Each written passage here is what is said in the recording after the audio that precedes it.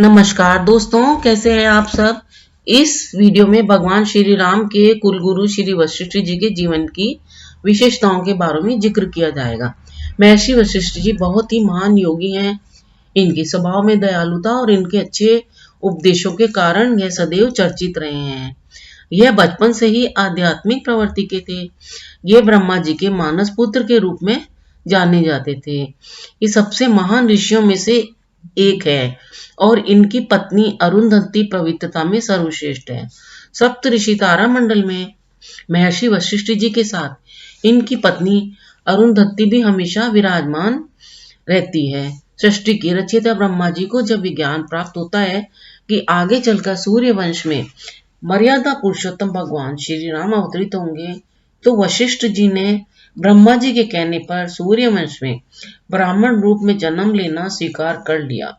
सूर्यवंश में ब्राह्मण बनने के लिए इन्होंने कई कठिन तपस्याएं करी। इनका तपोबल इतना अधिक था कि जब कभी अनावृष्टि आती तो यह अपने योग बल से उसको दूर कर देते थे। राजा भागीरथ वशिष्ठ जी की कृपा से ही गंगा नदी को स्वर्ग से पृथ्वी पर लाने में समर्थ हुए। महाराजा दिलीप की कोई संतान नहीं थी, तब महर्षि वशिष्ठ जी ने उन्हें संतान प्राप्ति के लिए गो सेवा का व्रत बताया। इन्होंने ही अयोध्या के राजा दशरथ की रानियों को पुत्र प्राप्ति के लिए यज्ञ करवाने को कहा। यज्ञ करवाने व इन्हीं के सहयोग और आशीर्वाद से भगवान श्री राम और उनके भाइयों का जन्म हुआ। महर्षि वशिष्ठ जी की योग बल बहुत ही अद्भुत था। दूर दूर तक लोग इनके योग बल के कारण इन्हें बहुत मानते थे और इनसे मिलने भी आते थे।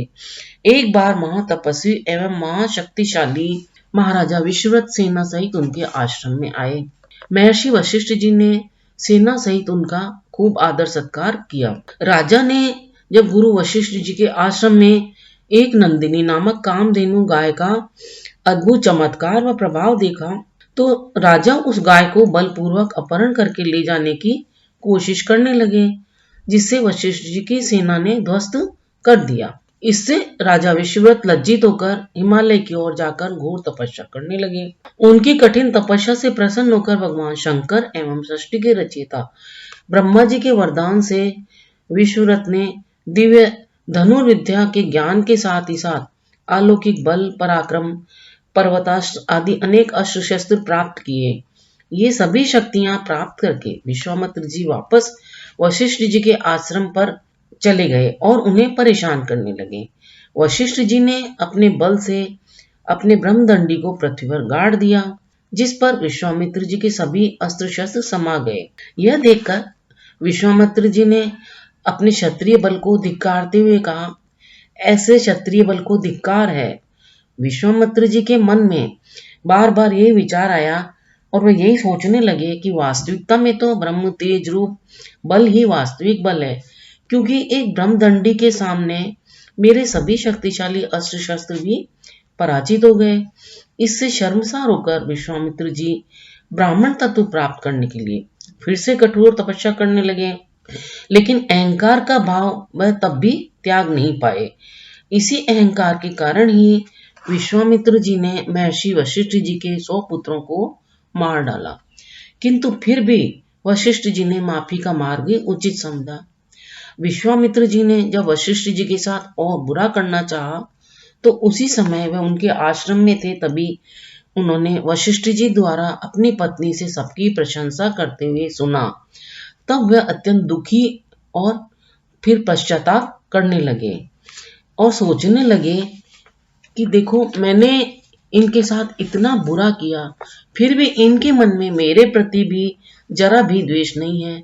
धन्य वशिष्ठ जी। यह बात बार बार उनके मन में आने लगी, तो उसी समय विश्वामित्र जी ने अपने सारे शस्त्र फेंक कर वो महर्षि वशिष्ठ जी के चरणों में गिर पड़े।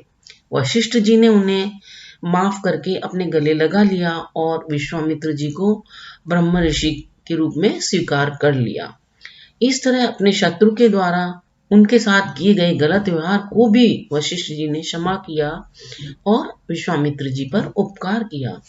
इन्हीं सब अच्छे कर्मों एवं साधनों के प्रभाव से ही वशिष्ठ जी रघुकुल में उत्पन्न हुए और फिर सभी राजकुमारों, राजा दिलीप और आधे से ज्यादा धर्मात्मा राजाओं के कुलगुरु बने रहे। और फिर पूर्ण ब्रह्म अवतार भगवान श्री राम तथा साक्षात लक्ष्मी स्वरूपा माँ भगवती सीता माता एवं उनके अंशभूत भाइयों तथा महाराजा जनक जैसे योगियों के भी आराध्य बन गए। महर्षि वशिष्ठ जी सभी देवताओं, ऋषि मुनियों और योगी जनों के पूजनीय रहे हैं। ये माना जाता है कि महर्षि वशिष्ठ जी अपनी पत्नी अरुंधति के साथ आकाश में सप्तऋषि मंडल में स्थित होकर आज भी सारे जगत के कल्याण में लगे हुए हैं। भगवान श्री राम को महर्षि वशिष्ठ जी द्वारा जो उपदेश दिए गए वह योग वशिष्ठ नामक ग्रंथ में योग एवं वेदांत का विशिष्ट जो ग्रंथ है उसमें है। धन्य ऐसे महान महर्षि वशिष्ठ जी। दोस्तों, आपको महर्षि वशिष्ठ जी के जीवन की यह जानकारी कैसी लगी हमें कमेंट करके अवश्य बताएं। वीडियो को लाइक, शेयर और सब्सक्राइब करना भी ना भूलें। अपना अमूल्य समय देकर वीडियो देखने के लिए आप सभी को बहुत बहुत धन्यवाद।